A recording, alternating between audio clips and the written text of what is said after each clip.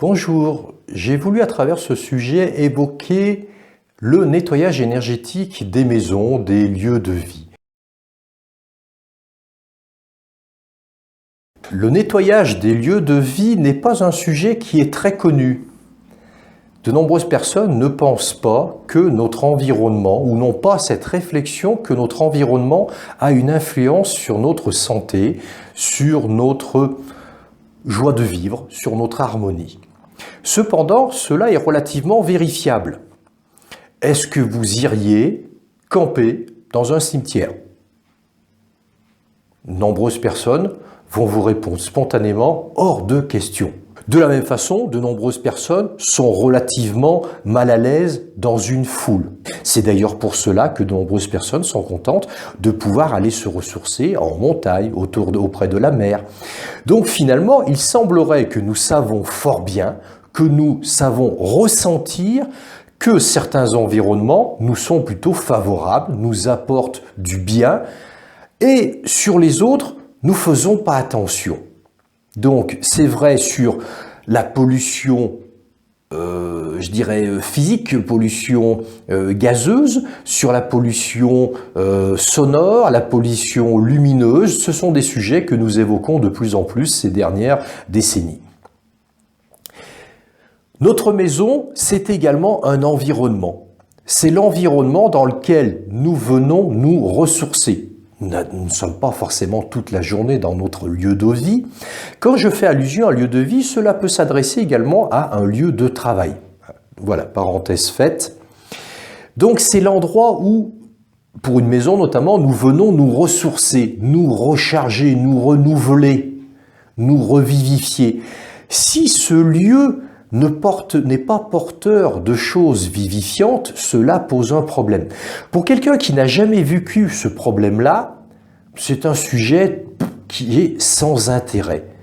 Moi, j'ai des personnes qui régulièrement me contactent sur ce type de sujet, avec des vies qui auparavant étaient, je dirais, normales, équilibrées, et qui deviennent plutôt chaotiques, voire même instables en termes de santé, lorsqu'ils prennent possession d'une nouvelle habitation. Donc certes, dans une maison, une propriété, il y a des courants énergétiques, mais il n'y a pas que cela. Donc on parle effectivement de tellurisme terrestre, il y a effectivement une énergétique céleste, il y a également des mémoires. Nous imprégnons les objets autour de nous. Je me souviens, pour anecdote, un professeur de tai chi que j'ai suivi pendant de nombreuses années qui racontait l'anecdote suivante. Lorsque son maître venait de Chine, avec quelques disciples en délégation, il les hébergeait une quinzaine à la maison et des mois plus tard, alors qu'il n'était plus là, il avait l'impression, on va dire, de sentir sa présence. Sa femme également constatait cela et de se dire « Oh, mais j'ai eu l'impression qu'il était là ». C'est curieux, ça veut dire que cette personne, de par son passage là pendant une quinzaine, avait imprégné les lieux. C'est ce qui se passe à travers des églises, des temples. Les lieux ont été imprégnés des prières, des moments de silence, des moments d'intimité, de solennité, je dirais, des pratiquants, des gens qui sont venus se recueillir. Et cela est palpable. Certes, ce n'est pas mesurable dans un instrument scientifique, ou du moins pas à ma connaissance, pas pour l'instant, mais cela est cependant palpable. C'est la même chose dans notre maison. Donc, à quel moment devons-nous faire intervenir quelqu'un? Alors, il y a les cas simples où vous avez besoin dans votre maison simplement d'aérer. On sait, il faut ouvrir les fenêtres, renouveler l'air.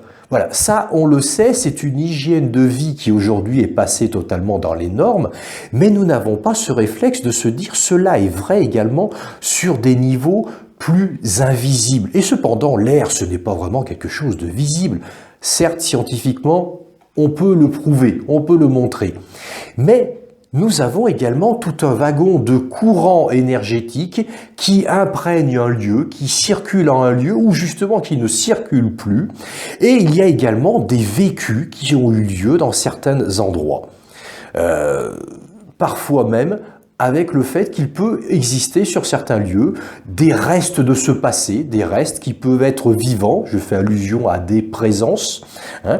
Qu'importe ce que l'on va définir sous ce terme de présence, vous voyez qu'en moins de deux, je ne veux pas aller plus loin sous ce terme-là et chacun y entendra ce qu'il voudra, et parce que de façon aussi que le thème soit suffisamment général pour que vous puissiez comprendre de quoi il retourne. Donc, ces lieux-là ont besoin également d'être nettoyés. Cela fait partie d'une hygiène que nous devrions à notre époque acquérir. L'être humain, c'est cela. Peut-être l'être humain est-il appelé à ne pas être uniquement ce niveau basique et à pouvoir peut-être aller au-delà, aller explorer aussi d'autres choses et qui cependant va avoir un impact sur sa santé.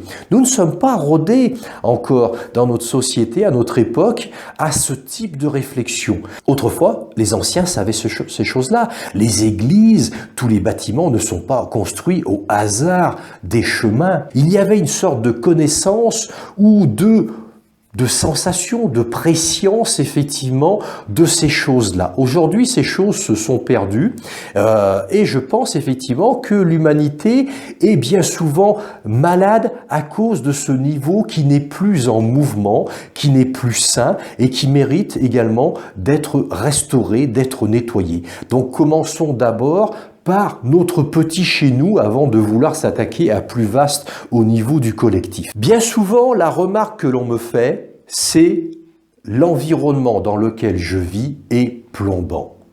Il est lourd, je perds toute créativité, je n'ai plus envie de rien, je me traîne et la santé peu à peu en pâtit au fur et à mesure des mois et des années. C'est une perte de vitalité, c'est une perte de joie de vivre, c'est une perte de créativité. À ce moment-là, que faire? Aérer les fenêtres, mais des fenêtres invisibles. Les fenêtres physiques, vous l'avez déjà fait. Alors, il y a effectivement des petites recettes toutes simples où vous allez pouvoir acheter un petit bâton d'encens, allumer une petite bougie dans une pièce, etc. Faire peut-être une petite prière selon effectivement votre orientation spirituelle ou psychologique, philosophique. Mais dans certains cas, cela est loin d'être suffisant, parce qu'il y a des endroits où il y a des vécus qui sont lourds. Pour anecdote, les gens sont souvent surpris lorsque je me déplace sur une maison où, en circulant de pièce en pièce, non seulement évidemment je vais faire le métier pour lequel j'étais, on va dire, embauché, c'est-à-dire nettoyer le lieu, le remettre en vie, mais je vais pouvoir décrire également les habitants. Je rentre dans la chambre des enfants et je vais pouvoir décrire aussi comment ils voient le monde, parce que c'est là, c'est imprégné autour d'eux. C'est-à-dire ce type d'atmosphère qui est là, dans cette pièce, m'oblige à avoir ce type d'atmosphère mentale. Alors cela peut paraître étrange, dans la vision de la médecine chinoise, c'est pas un truc choquant, parce que nous avons vraiment une dimension, nous disons en termes de vitalité, intérieure et une dimension extérieure. Et normalement, intérieur et extérieur s'équilibrent. C'est encore un couple yang et yin. Donc, s'occuper que de l'un et ne pas s'occuper de l'autre, c'est de ne pas avoir compris comment fonctionne la vie. Donc voilà, je vous invite à travers ce petit thème à avoir une réflexion sur votre maison. Qu'est-ce que vous pouvez faire, vous, de votre côté ? Est-ce que vous avez besoin d'aide également peut-être pour restaurer quelque chose de vivant? Il est important de pouvoir comprendre que dans cette notion des soins énergétiques qu'on peut apporter à un habitat, il existe également tout un panel de soins. Et donc du coup tout un panel de thérapeutes de maison, on pourrait dire ça comme ça, ou de nettoyeurs de lieux. Certains effectivement seront plus axés sur le tellurique, d'autres vont vouloir faire une intervention plus céleste. La vision taoïste, elle, sa position est simple, c'est le céleste et le terrestre ne peuvent pas être séparés. Il va nous falloir travailler sur l'un et sur l'autre, mais pas uniquement à se dire je restaure le céleste, je restaure le terrestre. Non, il va falloir maintenant qu'ils apprennent à fonctionner ensemble comme le jour qui se transforme en la nuit, et l'un et l'autre doivent devenir dynamiques. Et c'est cela qui est vivant. Ce n'est pas uniquement d'avoir pu mettre un céleste là où il n'y en avait plus. Ok, c'est déjà bien. Donc la vision taoïste va vraiment toujours être une vision qui est pragmatique et de se dire entre le ciel et la terre, il doit y avoir un espace qui est vivant. Hein, nous on dit entre le ciel et la terre, il y a l'être humain. Et l'être humain, c'est beaucoup plus vaste que simplement de se dire il y a mon corps et puis quelques pensées, quelques émotions qui circulent. Non, non, l'être humain, c'est relativement vaste. Nous avons de nombreuses dimensions, dont ces dimensions aussi subtiles, invisibles, et qui cependant elles aussi ont besoin de respirer. Lorsque nous aérons notre pièce, c'est parce que nous avons besoin de respirer physiquement avec nos poumons. Mais lorsque nous allons pouvoir ouvrir d'autres fenêtres invisibles, c'est pour que d'autres aspects en nous puissent également respirer. Et s'ils respirent, ils sont vivants. Et à ce moment-là, ils amènent la santé correspondante parce que chaque dimension en nous a, je dirais, eu un impact, une incidence sur certains organes, certains métabolismes, certains trajets énergétiques. Là, on parlera effectivement de trajets de méridiens d'acupuncture. Donc, vous voyez, finalement, c'est comme une grande armoire auquel j'accède. Et là, en nettoyant effectivement déjà quelque chose, je permets au reste de l'armoire de redevenir vivant.